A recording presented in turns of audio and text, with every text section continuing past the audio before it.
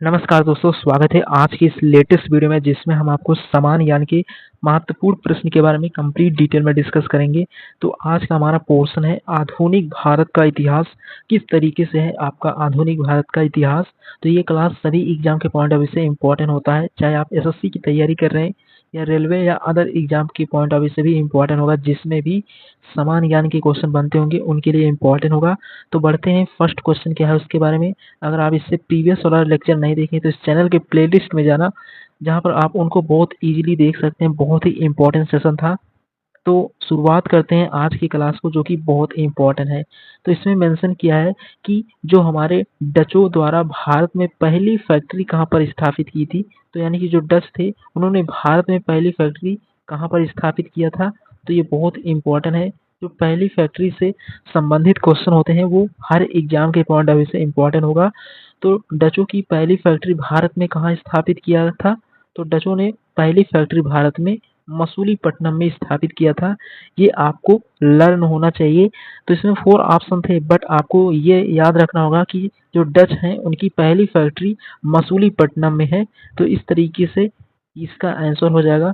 तो बात करते हैं, अगर जो यूरोप से पहले व्यापार करने भारत में कौन आते हैं, पुर्तगाली। उसके बाद सेकंड नंबर पे आते हैं आपके डच, और डचों की पहली फैक्ट्री मसूलीपट्टनम में स्थापित होती है। ये आपको लर्न होना चाहिए, बहुत इंपॉर्टेंट है। उसके बाद बढ़ते हैं सेकंड क्वेश्चन के बारे में। तो उम्मीद करता हूँ आप ये क्वेश्चन बहुत इजीली समझ गए होंगे, ज़्यादा टफ नहीं है। इसी तरीके से हम हर एक क्वेश्चन को आपको डिटेल में डिस्कस करेंगे। बढ़ते हैं आगे वाले क्वेश्चन में।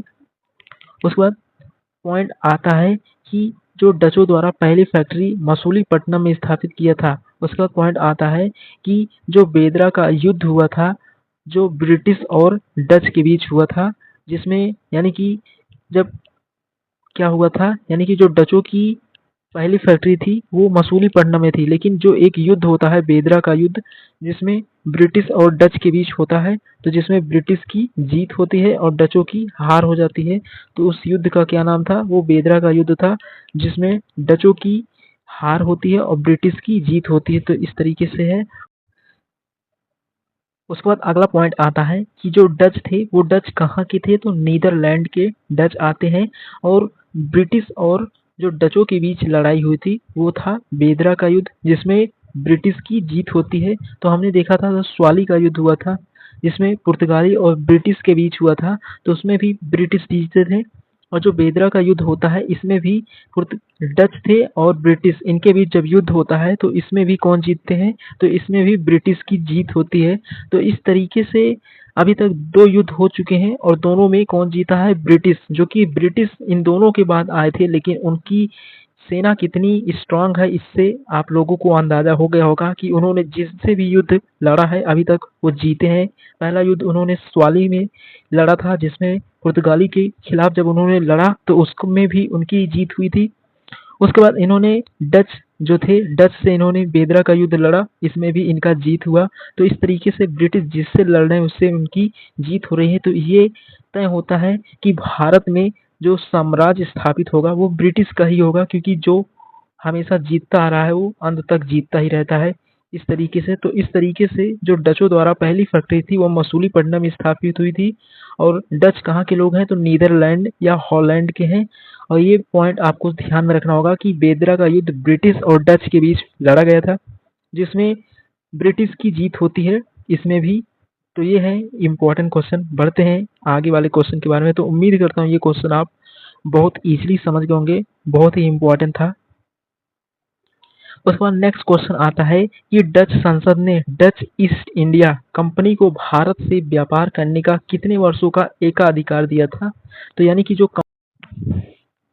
उसके बाद डच संसद ने डच ईस्ट इंडिया कंपनी को भारत से व्यापार करने का कितने वर्षों का एकाधिकार दिया था।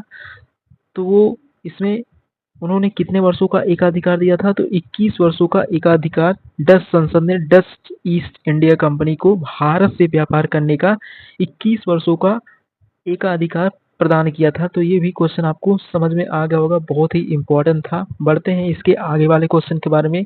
तो वो भी बहुत इंपॉर्टेंट क्वेश्चन होंगे, उसके बारे में आपको डिटेल में डिस्कस करते हैं। तो अगला क्वेश्चन है, इसमें बोला है कि ब्रिटिश महारानी एलिजाबेथ प्रथम ने कितने वर्षों के लिए ब्रिटिश इंडिया यानी कि ब्रिटिश ईस्ट इंडिया कंपनी जो थी, भारत से व्यापार करने का एकाधिकार कितना, यानी कि उनको कितने वर्षों का एकाधिकार प्राप्त किया था या प्रदान किया था? तो उनको 15 वर्षों का एकाधिकार प्रदान किया था। कौन थी? जो ब्रिटिश महारानी एलिजाबेथ थी, यानी कि जो ब्रिटिश महारानी एलिजाबेथ प्रथम ने ब्रिटिश ईस्ट इंडिया कंपनी को भारत से व्यापार करने का 15 वर्षों का एकाधिकार प्रदान किया था। तो इस तरीके से ये क्वेश्चन और इससे प्रीवियस वाला क्वेश्चन दोनों एक दूसरे से सिमिलरली है। उसमें बोला था डच संसद, इसमें बोला है ब्रिटिश महारानी। तो इस तरीके से आप दोनों को याद कर सकते हैं, बहुत ही इंपॉर्टेंट है। तो उम्मीद करता हूँ आप यहाँ तक सभी क्वेश्चन बहुत इजीली समझ गए होंगे, बहुत ही इंपॉर्टेंट क्वेश्चन है। उसके बाद बढ़ते हैं आगे वाले क्वेश्चन के बारे में। अगर आपको सेशन सही लगे तो अपने सभी फ्रेंड के साथ भी शेयर करना, ताकि वो भी इन क्लासेस को देखकर अपनी तैयारी को और अच्छे लेवल पर ले जा सकें, जिससे बहुत ही इजीली वो सिलेक्शन ले सकें। बढ़ते हैं आगे वाले क्वेश्चन के बारे में, जो कि बहुत इंपॉर्टेंट क्वेश्चन है। उसके बाद बढ़ते हैं नेक्स्ट क्वेश्चन क्या है उसके बारे में। तो ये क्वेश्चन बहुत ही इंपॉर्टेंट है। इसमें बोला है कि British east India company Bharat पहुंचने वाला प्रथम जहाज का क्या नाम था? तो जो भारत पहुंचने वाले प्रथम जहाज का नाम था वो है रेड ड्रैगन। यानी कि जो ब्रिटिश ईस्ट इंडिया कंपनी से भारत पहुंचने वाले प्रथम जहाज का नाम एग्जाम में पूछेगा तो सीधे आपको लर्न होना चाहिए, रेड ड्रैगन उस जहाज का नाम है। ये बहुत इंपॉर्टेंट है, सीधे हर एक एग्जाम में एसएससी, रेलवे, एनटीपीसी या अदर एग्जाम जहां भी जीके बनता है, सीधे एग्जामिनर पूछता है कि ब्रिटिश ईस्ट इंडिया कंपनी के भारत पहुंचने वाले प्रथम जहाज का क्या नाम है। तो ये आपको लर्न हो जाना चाहिए। तो रेड ड्रैगन के नाम से जो है उस जहाज का नाम है रेड ड्रैगन, ये आपको पता होना चाहिए। उसके बाद पढ़ते हैं उस जहाज के चालक का क्या नाम है, यानी कि जो वो जहाज था उस जहाज के कमांडर यानी कि चालक का क्या नाम है? तो जेम्स लैंकेस्टर उस जहाज के कमांडर का नाम है। यानी कि जो उस जहाज के चालक हैं उसका नाम जेम्स लैंकेस्टर था, उस जहाज का नाम रेड ड्रैगन, और जेम्स लैंकेस्टर उस जहाज के चालक का नाम है, और प्रथम जहाज जो आया था वो रेड ड्रैगन है। तो इतनी पॉइंट आपको लर्न होने चाहिए। तो इस तरीके से हर एक पॉइंट को आपको ध्यान में रखना होगा। हर एक तरीके से एग्जामिनर क्वेश्चन बना सकता है, पूछ सकता है कि जो जेम्स लैंकेस्टर थे वो किस जहाज के चालक थे, तो वो रेड ड्रैगन के हो जाएंगे। उसके बाद पूछ रहा है कि 1602 में अंडमान निकोबार, यानी कि जो 1602 में अंडमान निकोबार आया, यानी कि जो जेम्स लैंकेस्टर थे वो 1602 में अंडमान और निकोबार द्वीप समूह में उन्होंने आए थे, लेकिन वो भारत से व्यापार नहीं किया था, क्योंकि वो आए थे लेकिन उन्होंने भारत। उसके बाद 1602 में अंडमान निकोबार द्वीप समूह में जब वो आए, लेकिन उन्होंने भारत से व्यापार नहीं किया था, और 1602 में उन्होंने अंडमान निकोबार में आए थे। कौन? जेम्स लैंकेस्टर 1602 में अंडमान निकोबार आए, लेकिन उन्होंने भारत से व्यापार नहीं किया था। ये आपको लर्न होना चाहिए, बहुत इंपॉर्टेंट था। तो इसमें ये पॉइंट इंपॉर्टेंट था कि British east India company Bharat पहुंचने वाले प्रथम जहाज का नाम रेड ड्रैगन था, और उसको चलाने वाले कमांडर का क्या नाम था? तो जेम्स लैंकेस्टर था। ये आपको 2 पॉइंट लर्न होने चाहिए। उसके बाद 1602 में अंडमान निकोबार आए थे, लेकिन उन्होंने भारत से व्यापार नहीं किया, ये भी आपको लर्न होने चाहिए। उसके बाद बढ़ते हैं आगे वाले क्वेश्चन के बारे में। तो उम्मीद करता हूँ इससे प्रीवियस जितने क्वेश्चन हमने डिस्कस किया ये सभी आपको क्लियर होंगे। उसके बाद बढ़ते हैं आगे वाले क्वेश्चन के बारे में, जो है भारत से व्यापार करने के उद्देश्य से वो, यानी कि जो भारत से व्यापार करने के उद्देश्य से सूरत में आए कौन? हेक्टर आए थे। यानी कि जो हेक्टर थे उन्होंने भारत से व्यापार करने के लिए कहाँ पर आए थे? सूरत में आए थे। ये आपको लर्न होना चाहिए। उसके बाद भारत से व्यापार करने के उद्देश्य से सूरत में आए कौन? तो हेक्टर आए थे। यानी कि जो सूरत में भारत से व्यापार करने के लिए आए थे वो कौन थे? हेक्टर थे। उसके बाद विलियम हॉकिंस भारत में सूरत कब आया था? तो 1608 में आया था। उसके बाद इंग्लिश खान की उपाधि विलियम यानी कि जो इंग्लिश खान की उपाधि विलियम हॉकिंस को जहांगीर ने दिया था, और 400 का मनसब, यानी कि मनसब क्या होता है? यानी कि रैंक को दिया था। ये किस लिए दिया था? क्योंकि जो विलियम हॉकिंस था जब वो जहांगीर के पास आया था उसने उनके पास कंडीशन रखा था कि उसे सूरत में फैक्ट्री बनाने का क्या दे दें, उनको अनुमति दे दें। लेकिन जो जहांगीर था उन्होंने पहले, जो पुर्तगाली थे उनको पहले ही उन्होंने दे दिया था। तो इसी के कारण वो विलियम हॉकिंस को ये नहीं दे पाया। लेकिन उन्होंने विलियम हॉकिंस को यानी कि उनको क्या दिया था, इंग्लिश खान की उपाधि दिया था और उन्होंने 400 का मनसब, यानी कि मनसब क्या होता है, एक रैंक होती है, इस तरीके से विलियम हॉकिंस को जहांगीर ने दिया था। तो ये पॉइंट आपको लर्न होने चाहिए।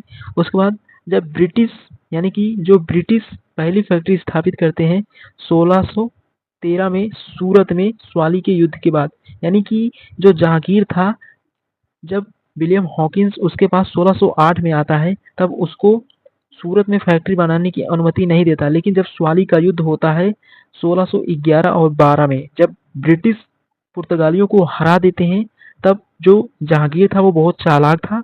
वो ब्रिटिश से कहता है तुम क्या कह रहे थे, तो ब्रिटिश कह रहे थे हमें सूरत में फैक्ट्री बनाने की अनुमति दे दो।